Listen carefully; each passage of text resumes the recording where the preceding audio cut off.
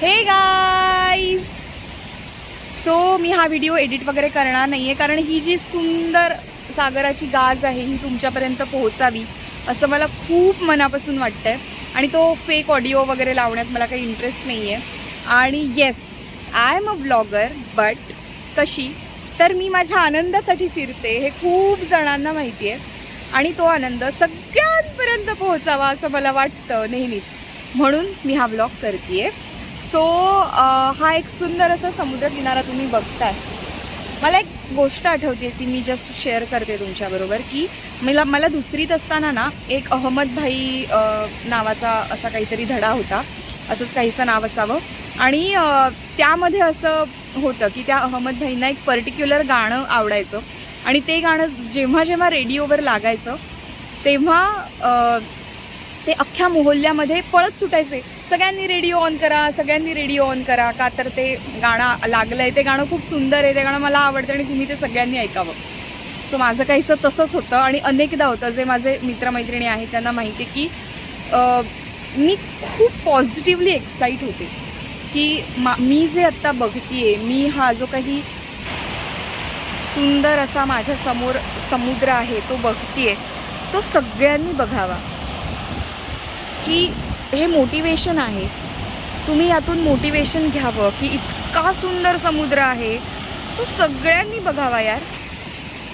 शहरात राहत असलेल्या लोकांना, सतत काम करत असलेल्या लोकांना नसते यार सवड की जा कुठेतरी आणि हिंडा.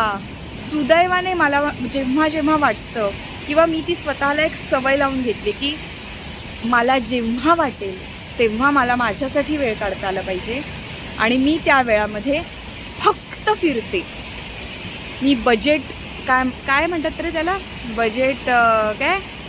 बजेट फ्रेंडली ट्रिप्स करते. मी आत्ता गिरनारला रिसेंट जाऊन आले.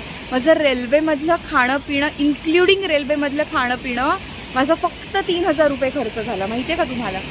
सो मला फिरायला खूप आवडतं. आणि अगेन तेच आहे की आपल्या कपॅसिटीमध्ये आपल्याला जर का गोष्टी करता येणं शक्य आहे तर त्या आपण का करू नये, रादर त्या केल्याच पाहिजेत, आणि प्रत्येकाने त्या केल्या पाहिजेत. आज जर का मला समुद्राच्या शेजारी येऊन बसायला आवडतं, मी असे रेअर बीच शोधून काढते.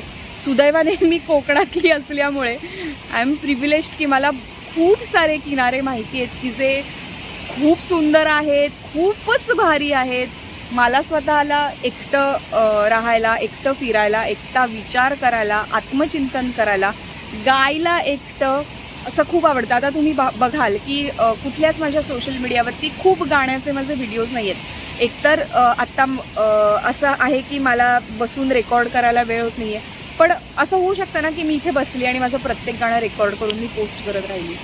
सो असं नाही आहे, मी माझ्यासाठी जगते आणि मला हे खूप इम्पॉर्टंट वाटतं. सो आजची बॉटम लाईन ही आहे की स्वतःसाठी जगूया. बाय.